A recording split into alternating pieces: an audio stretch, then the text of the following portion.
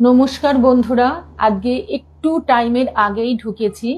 গল্প হলো সত্যির পরিবারের সমস্ত বন্ধুদের, গুরুজনদের, ছোটদের আমি স্বাগত জানাচ্ছি। একটু আগেই ঢুকেছি। আজকে আমি যার গল্প পাঠ করব তিনি কিন্তু আমাদের এই পরিবারেরই সদস্যা। তোমরা হয়তো অনেকেই জানো না, জয়িতা দাস, তিনি খুব সুন্দর লেখিকা, সাহিত্যিক মানুষ। তারই একটি গল্প আমি পাঠ করে শোনাবো তোমাদের। তোমরা যদি কেউ উপস্থিত হয়ে থাকো একটু আমাকে জানিও যে আমাকে দেখতে পাচ্ছ কিনা এবং আমার কথা পরিষ্কারভাবে শোনা যাচ্ছে কিনা।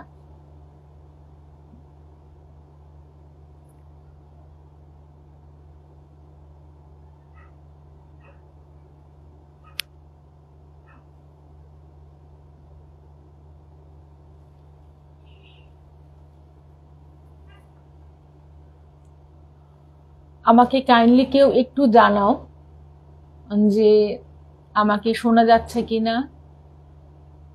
জয়িতাদি, তুমি এসছো? তোমারই গল্প আজকে আমি পাঠ করে শোনাবো।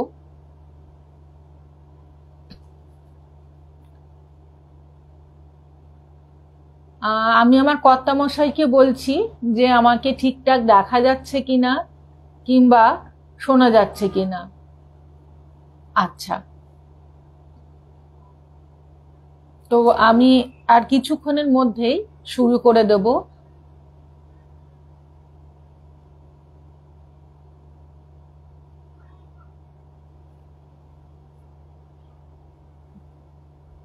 কানেকশন একটু স্লো দেখাচ্ছে আমাকে, একটু তোমরা জয়েন করে যাও। অবশ্য এটা পরে ইউটিউবে থাকবে, সবাই যে সবসময় জয়েন করতে পারবে তা কিন্তু নয়, সবার তো কাজ থাকতে পারে। এটা ইউটিউবে থেকে যাবে, তোমরা শুনে নিতে পারবে পরে।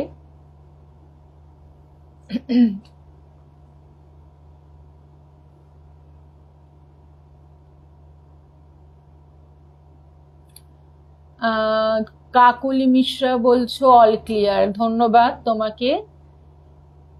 আরো দু একজন যদি জয়েন করো তাহলে আমি গল্পটা শুরু করতে পারি। আচ্ছা, কর্তামশাই বলছেন শুরু করে দাও। আগেই বলেছি আমাদের গল্প হলো সত্যির পরিবারের এক দিদি, যিনি খুব ভালো লেখিকা, তার নাম জয়িতা দাস। তারই গল্প আজকে আমি পাঠ করে শোনাচ্ছি তোমাদের। গল্পটির নাম কথার দাম। গুড ইভিনিং, শুভ সন্ধ্যা কাকলি। আমি এবার গল্পটা শুরু করে দিচ্ছি। চার বন্ধু, শ্যামল, অনিরুদ্ধ, যতীন ও নির্মাল্য। ঠাকুমার ঝুলির রাজপুত্র, মন্ত্রীপুত্র, সওদাগর পুত্র, কোটাল পুত্রর মতন এই চার বন্ধুর গলায় গলায় বন্ধুত্ব। একই পাড়ায় একই স্কুলে পড়াশোনা। রোজ বিকেলে খেলার মাঠে একবার করে চার বন্ধুর দেখা হওয়া চাই। একটা ব্যাপারে চারজনের খুবই মিল, সেটা হচ্ছে চারজনেরই অতীন্দ্রিয় বা অলৌকিক ঘটনার প্রতি বিশেষ কৌতূহল ও আকর্ষণ, এক কথায় ভালোবাসাও বলা চলে। যে ঘটনার বুদ্ধিতে ব্যাখ্যা করা চলে না, দৈবিক হোক, ভৌতিক হোক, সংশয়াত্মক হোক, ওদের মনে বিশেষ রেখাপাত করত। ওরা চারজনে তার বিশ্লেষণ করতে বসত। এদের পারিবারিক অবস্থা কিন্তু চারজনের চার রকম ছিল। শ্যামলের বাবা মা দুজনেই চাকরি করেন। ওরা দুই ভাই, শ্যামল বড়, কমল ছোট। শ্যামল যত না মেধাবী তার থেকেও বেশি অধ্যাবসায়ী। অনিরুদ্ধর মা বাবা আছেন, মা চাকরি করেন না, বাবাকে অফিসের কাজে প্রায়শই কলকাতার বাইরে যেতে হয়। তখন অনিরুদ্ধ তিন বন্ধু কাকিমার সংসারে টুকিটাকি ফরমাস খেটে দেয়। যতীনের অবস্থা খুবই সাধারণ। বাবার একটা ওষুধের দোকান আছে, মা নেই, বাড়িতে ভাই বোনও নেই, ফলে ওকে অনেক সময় নিজের লেখাপড়া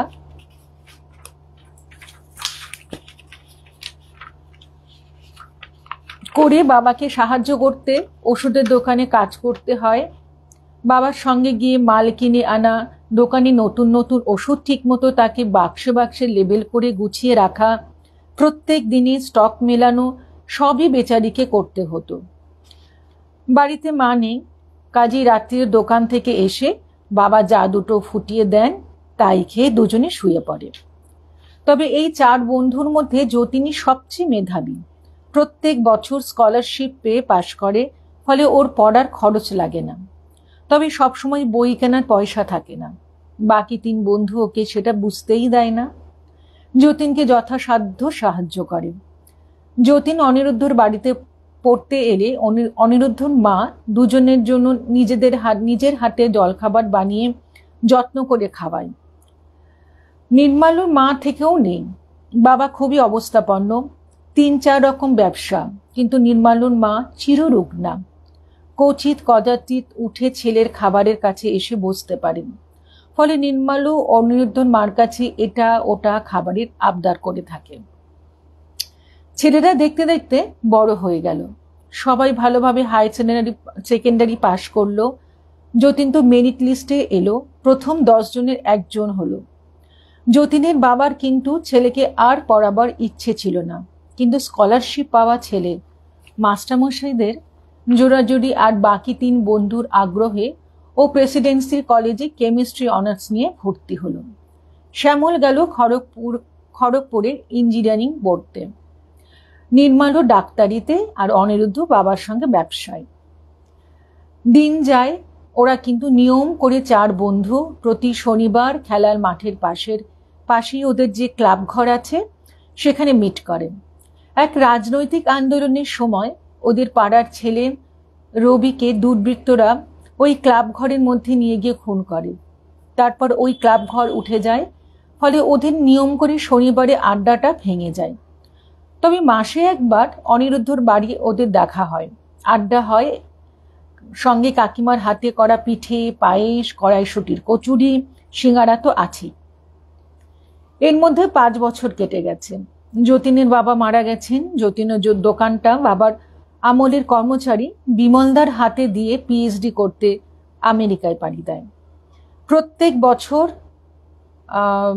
যার যত অসুবিধাই থাকুক না কেন, 13 জুলাই ওরা অনিরুদ্ধর বাড়ি মিট করত। শুধু যতীন তো আসতে পারতো না, ফোনে যোগাযোগ করতো, ইদানিং তো ভিডিও কল করলেও সবার সঙ্গে দেখা হয়ে যেত। দেখতে দেখতে 10 বছর কেটে গেছে, কিন্তু ওদের অতি প্রাকৃত বা অলৌকিক বিষয়ের নেশা কাটেনি। যখনই দেখা হয় ওই সব বিষয় নিয়ে আলোচনা হয়। বছর 2 আগে একবার যতীনও এসেছে। ওরা 4 জনে ঠিক করলো ওদের মধ্যে যার আগে মৃত্যু হবে সে অপর 3 জনকে জানিয়ে যাবে সত্যি পরলোক বলে কিছু আছে কিনা, সেখান থেকে এই পৃথিবীর মানুষের সঙ্গে যোগাযোগ করা যায় কিনা। আজ 13 জুলাই, শনিবার, 2024 সাল। 3 বন্ধু এসে গেছে। যতীনও আজ সকালে মেরিল্যান্ড থেকে এসেছে। ঠিক বিকেল 5টার মধ্যেই অনিরুদ্ধর বাড়ি পৌঁছে গেছে। শ্যামলও এসে গেছে। আড্ডাটা জোর জমেছে, কিন্তু সকাল থেকেই বৃষ্টি শুরু হয়েছে, তার সঙ্গে দমকা ঝোড়ো হাওয়া, বঙ্গোপসাগরে নিম্নচাপ নিশ্চয়ই। শ্যামল বলল, জানিস, আমার একটা অদ্ভুত অভিজ্ঞতা হয়েছে। তোরা তো জবাকে চিনতিস, ওই হলদে বাড়ির ব্যানার্জি ডাক্তারের মেয়ে তো? অনিরুদ্ধ বলল, হ্যাঁ। ও গত মাসে আত্মহত্যা করেছে না? কিছু সন্দেহ আছে? অস্বাভাবিক মৃত্যু বলতে পারিস। শ্যামল বলল, কিরকম? যতীন জিজ্ঞেস করল। শ্যামল বলল, দেখ, ঘরে গ্যাসের ভরা সিলিন্ডার রয়েছে, ও ছোট মেয়ের দুধ গরম করার জন্য স্টোভ জ্বালালো কেন? পুলিশ এসেছিল, তদন্ত হয়েছিল, কিন্তু ওর বর তখন বড় মেয়েকে নিয়ে বেরিয়েছিল। বাড়িতে ছোট 2 বছরের মেয়ে নিয়ে ও একাই ছিল। ম্যাক্সিটা ধরে যাবার পর দুধটা উতলে স্টোভে পড়ে স্টোভটা বাস্ট করে। তারপর হাসপাতালে 7 দিন বেঁচে ছিল, খুবই কষ্ট পেয়েছে। শেষের দিকে শুনেছিলাম একটু ভালো। মাকে বলেছিল বাড়ি গিয়ে ওর হাতে করা লবঙ্গ লতিকা খাবে। তারপরে শুনলাম সেকেন্ডারি ইনফেকশন হয়ে মারা গেছে। কাকিমা সে কি কান্না! এইটুকু দুটো ছোট ছোট সন্তান, মনটা খুবই খারাপ লাগতো। যদিও ওই বাড়িটার সামনে দিয়ে আমার রোজ যাওয়া আসা করতে হতো, ওদিকে চাইতাম না। ওই বাড়ির কাছে এলেই মনে হতো কেউ আমার সঙ্গে সঙ্গ নিয়েছে। সেদিন সন্ধ্যা হয় ওই রাস্তা দিয়েই ফিরছি। নিজের অজান্তে ওপরে জানালার দিকে চোখ পড়তে তো আমার চক্ষুস্থির। জবা দাঁড়িয়ে। আমি চশমাটা খুলে কাঁচটা পরিষ্কার করে আবার দেখলাম। দেখি গায়ে আগুন। জবা যেন ছোটাছুটি করছে আর বলছে, বাঁচাও, আমায় বাঁচাও। কি আশ্চর্য! এরপর থেকে কদিন ধরে আমার কানের কাছে দীর্ঘশ্বাস আর একটাই কথা, শ্যামলদা, আমায় একটু জল দেবে? বড্ড কষ্ট আমার, উদ্ধার করো। তোরা তো জানিস আমি এইসব বিশ্বাস করি না, কিন্তু কি স্পষ্ট অভিজ্ঞতা, অস্বীকার করার উপায় নেই। আমার স্ত্রী অমিতা বলল, তুমি তো মা বাবার গয়ার কাজ করতে সামনের মাসেই গয়া যাচ্ছ, জবারও একটা কাজ করে দাও। আমি এই দিন চারেক হলো গয়া থেকে ফিরেছি। ওখানে বাবা মার কাজ করলাম, পান্নাদের জবার কথা বললাম, ওরাও বললেন কাজ করে দিতে। জল চাইছে, বড় কষ্ট পাচ্ছে। আশ্চর্য, তারপর থেকে কিন্তু ওই বাড়ির সামনে দিয়ে আসার সময় আর কিছুই অনুভব করিনি। কি বলবি বল, এ আমার একেবারে বাস্তব অভিজ্ঞতা। অনিরুদ্ধ বলল, জানিস, সেদিন একটা অদ্ভুত ব্যাপার আমার সঙ্গেও হয়েছে। আমি কলুটলা দিয়ে এসে কলেজ স্ট্রিটে পড়েছি, মেডিকেল কলেজের দিকে হাঁটছি। হঠাৎ একটা পুরনো বাড়ি চোখে পড়লো। বাড়িটা ভাঙা হচ্ছে। আমি দাঁড়িয়ে গেছি। পুরনো বাড়ি ভাঙতে দেখলে আমার খুব কষ্ট হয় রে। মনে হয় একসময় এখানে কত লোক বাস করত, তাদের কত ইচ্ছে, কত চাওয়া পাওয়া এই বাড়িটার ইট পাথরের মধ্যে লুকিয়ে আছে। বাড়িটার খুবই খারাপ অবস্থা। চারদিকে দেওয়ালে সবুজ শ্যাওলা অসত্যের শিখর বেরিয়ে গেছে, ঝুলছে। হঠাৎ পাশের বাড়িটার দিকে নজর পড়ল। আমি তো স্তম্ভিত। একটা দোতলা বাড়ি। একটু এগিয়ে গিয়ে বাড়িটার দরজার সামনে দাঁড়ালাম। আমার কেন জানি না মনে হতে লাগলো এই বাড়িটা আমার চেনা। আমি চোখ বুঝে বলে দিতে পারবো এই বাড়িতে নিচে কখানা ঘর, উপরে কখানা ঘর, কোথায় রান্নাঘর, কোথায় পড়ার ঘর, কোথায় শোবার ঘর। হঠাৎ পিঠের ওপর একটা হাত। আমি চমকে উঠলাম। দেখে আমাদের ক্লাসের উদয়ন। ও বলল, কি ব্যাপার, তুই আমার কাছে এসেছিস? চল চল বাড়ির ভেতরে চল, কতদিন বাদে দেখা, জমিয়ে আড্ডা দেওয়া যাবে। আমি তো কথাই বলতে পারছি না। ও বলল, মাস দুয়েক হলো আমরা বাড়িটা শিফট করেছি, ভাড়া অনেক কম, তবে জানিস বাড়িটায় কিছু গন্ডগোল আছে। আমি বললাম, কি রকম? ও বলল, মাঝে মাঝেই কারা যেন ফিস ফিস করে কথা বলে, এদিক থেকে ওদিকে সরে যায়, বাথরুমে যখন তখন জল পড়ে, ছাদে গড় গড় করে আওয়াজ হয়। কি উপদ্রব বলতো। আমার গিন্নি বলছে, তুমি তাড়াতাড়ি অন্য বাড়ি দেখো।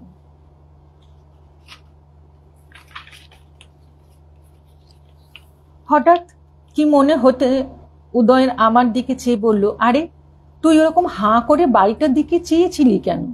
আমি কি বলবো? আমি বললাম, আমি কি জানি, আমার খালি মনে হচ্ছিল এই বাড়িটা আমার খুব চেনা, এখানে আমি আগে এসেছি। আমি বাড়িতে ঢোকার আগেই যা যা বর্ণনা করলাম, উদয়ন বলল, সব মিলে যাচ্ছে। একে তোরা কি বলবি বল, আমি তো কুসমিন কালেও এই বাড়িতে যাইনি। এই সময় কোথাও কিচ্ছু নেই। দপ করে আলোটা নিভে গেল। টিভিটা চলছিল, বন্ধ হয়ে গেল। আর বৃষ্টির বেগটাও বাড়ল, তার সঙ্গে ঝড়ের তাণ্ডব। দড়াম করে বাইরে একটা খুব জোরে আওয়াজ হলো। সেরেছে, ট্রান্সফরমার পুড়ল নাকি? তাহলেও তো সারা রাতের ধাক্কা। এর মধ্যে অনিরুদ্ধর কাজের লোক আরো এক রাউন্ড চা নিয়ে দিয়ে গেল, সঙ্গে আমিষ ও নিরামিষ পকোড়া। একটা মোটা মোমবাতি দরজার আড়ালে রেখে গেল। সারা ঘরটা একটা আলো আধারি, পরিষ্কার কিছু দেখা যাচ্ছে না। হঠাৎ নিচের দরজায় কড়া নাড়ার শব্দ, একটু বাদে দরজায় জোর জোর ধাক্কা। কে দরজা ধাক্কা দিচ্ছে? আরে হাওয়া হয়তো, কেউ এলো তো বেল বাজাতো, অনিরুদ্ধ বলল। কি করে বাজাবে, কারেন্ট নেই তো। নিশ্চয়ই নির্মাল্য, বাবুর এত দেরিতে আসার সময় হলো। তারপরে ঘরের দরজাটা খুলে গেল, মোমবাতিটাও হঠাৎ নিভে গেল। দরজায় দাঁড়িয়ে নির্মাল্য। অন্ধকারে পরিষ্কার দেখা যাচ্ছে না। কিরে, এত দেরি করলি কেন? বস, চা খা। যতীন আমেরিকা থেকে এসে গেল আর তুই বালিগঞ্জ থেকে আসতে এত দেরি করলি? অনিরুদ্ধ বলল, অমিয়কে বলি আরো একটা মোমবাতি দিতে। যতীন, শ্যামল দুজনেই বলল, আরে ভূতের গল্প অন্ধকারই জমবে ভালো, কি বল? নির্মল্য সাই দিল। এমন সময় যতীন বলল, জানিস, আমার একটা অদ্ভুত অভিজ্ঞতা হয়েছে, তবে এদেশে নয়, ওয়াশিংটন ডিসিতে। ব্যাপারটা বলি। মেরিল্যান্ডে আমার বাড়িটা দুটো মেট্রো স্টেশনের মাঝামাঝি, একদিকে টুইন ব্রুক আর একদিকে রকভিল। মেট্রো থেকে নেবে বাড়ি মাইল খানেক হবে। অনেক সময় ওয়েদার ভালো থাকলে হেঁটেই রাস্তাটা মেরে দিই। টুইন ব্রুক স্টেশনে নামলে ওখান থেকে মেট্রো বাস ধরলে একেবারে আমার বাড়ি উডমন্ট অ্যাপার্টমেন্টে হেঁটেই নামতে পারি। কিন্তু রকভিলে নামলে আমাকে রাস্তাটা পার হতে হয়। ওখানে রাস্তা পার হওয়া সোজা নয়, মাঝে মাঝে অনেকক্ষণ দাঁড়াতে হয়, প্রচুর গাড়ির ভিড় থাকে। সেদিন হয়েছে কি, আমি একটা রিসার্চের কাজে NIH এর মেন বিল্ডিংয়ে গিয়েছিলাম। বাইরে বৃষ্টি পড়ছিল, খেয়াল নেই কতটা রাত হয়েছে। আমি সেদিন গাড়িও নিইনি। এমনিতে তো কোনো অসুবিধা নেই, NIH এর সামনে মেডিকেল সেন্টার স্টেশনে উঠব, টুইন ব্রুকে নামবো, ওখান থেকে মেট্রো বাস ধরে সোজা বাড়ি। কিন্তু বাদশাদ্র বৃষ্টি। মাসটা বোধহয় নভেম্বর, বেশ ঠান্ডা। রাস্তাঘাটে লোক নেই, রাতও হয়েছে, মাঝে মাঝে এক একটা গাড়ি হুস হুস করে চলে যাচ্ছে। আমি তো মেডিকেল সেন্টার থেকে মেট্রো ধরলাম, আমি উঠলাম, আর 4টে ছেলে মেয়ে নেবে গেল। আমার কিউবিকলে একটাও যাত্রী নেই, তবে কাঁচের মধ্যে দিয়ে দেখতে পাচ্ছি আগের কামরায় লোক উঠছে নামছে। হঠাৎ ঘোষণা করলো, লাইনে কিছু কাজ হচ্ছে, তাই এই ট্রেনটা রকভিলেই থেমে যাবে। আমি ভাবলাম, যা বৃষ্টি, আমি টুইন ব্রুকে নেবে বাস ধরবো, তাহলে আর ভিজতে হবে না। হঠাৎ কিছু একটা কাজের কথা মনে হতে আমি ফাইলটা খুলে কিছু নোট লিখছি। খেয়াল হলো আমার দুটো সিটের আগে এক ভদ্রলোক বসে আছেন। ভদ্রলোক বেশ লম্বা, আমি তো 5'10", আমার থেকেও 6 ফিট লম্বা হবেন। একটা লং কোট পরা, হাত দুটো কোটের মধ্যে ঢোকানো, হ্যাটসটাও এমন ভাবে নামানো মুখ দেখা যাচ্ছে না। আমার একটু অদ্ভুত লাগলো। কখন উঠলেন ভদ্রলোক আমি তো টের পেলাম না। একটু পরে আমার স্টেশন এসে গেল। আমি উঠে দরজার দিকে এগোলাম। ভাবলাম ভদ্রলোক হয়তো এই রাস্তায় নতুন, তাই ভদ্রলোককে বললাম, স্যার, এই টুইন ব্রুক স্টেশনের পরেই রকভিল, তারপর এই ট্রেনটা আর যাবে না। ভদ্রলোক মাথা নাড়লেন, মুখে কিছু বললেন না। আমি ওর পাশ দিয়ে দরজার কাছে যেতে গিয়ে আর চোখে ওর দিকে তাকাতে চমকে উঠলাম। আমি ওর কোনো মুখ দেখতে পেলাম না, শুধু দুটো চোখ। পাশ দিয়ে যাবার সময় মনে হলো যেন বরফ শীতল। হাওয়া বয়ে গেল। দরজার কাছ থেকে পিছন ফিরতে দেখি ওখানে আর কেউ নেই। এত তাড়াতাড়ি উনি পিছনের দরজা দিয়ে নেমে গেলেন, সেটা কি করে সম্ভব? প্ল্যাটফর্মের দিকে তাকিয়ে দেখি সেখানে জনমনীষী নেই। প্ল্যাটফর্মে নেবেই তো উধাও হয়ে যেতে পারে না। আমি ট্রেন থেকে নেমে পড়েছি। ট্রেনটা চলতে শুরু করেছে। জানালা দিয়ে দেখলাম ভদ্রলোক বসে আছেন। এবারও স্পষ্ট দেখলাম শুধু দুটো চোখ, মুখ নেই, আমার দিকেই চেয়ে আছেন। আমি কোনো রকমে ছুটতে ছুটতে স্টেশনের বাইরে এসে বাস ধরেছি। সব সময় মনে হচ্ছে কে যেন আমার সঙ্গে সঙ্গে আসছে। উঠমঞ্চে ঢুকে নিজের অ্যাপার্টমেন্টের দরজা খুলতে সামনেই ঠাকুরমার ছবি আছে, সেটার দিকে তাকিয়েছি। মনে হলো গায়ের ভারী ভাবটা চলে গেল। আমি দরজার কাছেই বসে পড়েছি। তখনও বুকটা ধরাস ধরাস করছে। এরকম অভিজ্ঞতা আমার জীবনে হয়নি। ও একটা কথা বলতে ভুলে গেছি। আমি যখন ভদ্রলোকের খালি সিটটা দেখেছিলাম, সেখানে এক টুকরো বরফ পড়েছিল। বরফ কোথা থেকে আসবে? তখন তো বাইরে বরফ পড়ছিল না। সবাই চুপ, কারোর মুখে কোনো কথা সরছে না। হঠাৎ সবার নির্মাল্যর দিকে খেয়াল হলো। সবাই একসাথে বলল, তুই তো কিছু বললি না, তোর কোনো অভিজ্ঞতা? কেন? আমি তো কথা রেখেছি তোদের সঙ্গে। ওর কথা শেষ হলো কি হলো না, সঙ্গে সঙ্গে মনে হলো ঝড়ের দাপটে দরজাটা সজোরে খুলে গেল, আর সেই সঙ্গে সঙ্গে কারেন্টও এসে গেল। টিভিটা চালানোই ছিল, চলতে লাগলো। টিভিতে একটা বিরাট অ্যাক্সিডেন্টের দৃশ্য, শ্যামবাজার পাঁচমাথার মোড়ে দুর্ঘটনা। 5 জন মারা গেছে। প্রথমেই যার নাম ও ছবি, নির্মাল্য বোস, বয়স 50-এর কাছাকাছি। অনিরুদ্ধ, শ্যামল, যতীন অজান্তেই মাথা ঘুরিয়ে নির্মাল্য চেয়ারের দিকে চেয়ে দেখে কেউ কোথাও নেই। দরজাটা হা হা করে খুলছে, বন্ধ হচ্ছে। বন্ধুদের কানে বাজছে ওর শেষ কথাগুলো, আমি তো কথা রেখেছি, তোদের সঙ্গে দেখা করে গেলাম। বন্ধুরা, তোমরা বলো জয়িতাদির এই গল্পটি তোমাদের কেমন লেগেছে, আমি ঠিকঠাক তার পরিবেশন করতে পারলাম কিনা, তোমাদের কেমন লাগলো অবশ্যই জানিও। আজকের মতন আসি, শুভরাত্রি।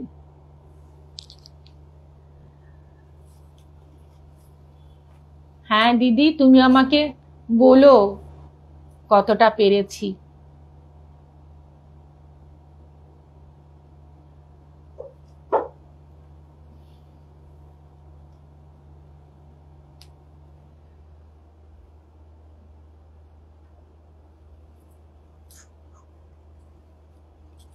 শুভরাত্রি, সবাই ভালো থেকো।